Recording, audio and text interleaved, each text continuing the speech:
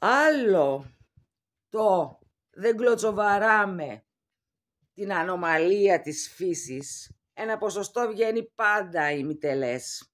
Αλλά δεν κλωτσοβαράμε το κάθε πουστράκι. Γκέι, όπως θες να το πεις. Τον Μπέρνογλου τελικά. Όχι άντρα.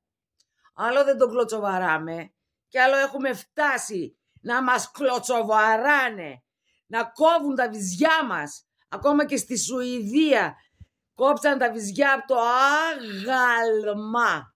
Μας έχετε τσακίσει το στήθος. Σας τα έχω ξαναπεί. Όσα και να τον πάρετε, από όπου και να τον πάρετε. Πρώτον σας λείπει μία τρύπα η οποία γεννάει ζωή. Δεύτερον, όσα βυζιά και να βάλετε, γάλα δεν βγάζουν. Γι' αυτό λεγόμαστε μάνα. Το μάνα είναι η τροφή. Δηλαδή τέτοιο μένος που έχετε. Να μην ζήσει κανείς, μόνο γαμίσει και επιστροφή στη φύση. Έτσι κι αλλιώς είναι να επιστρέψουμε στη φύση. Στο χώμα είναι να πάμε. Τέτοιο ξύλο στις γυναίκες για να γαμιέστε. Γαμηθείτε ρε! Μη μας δέρνετε όμως! Κολόπεδα!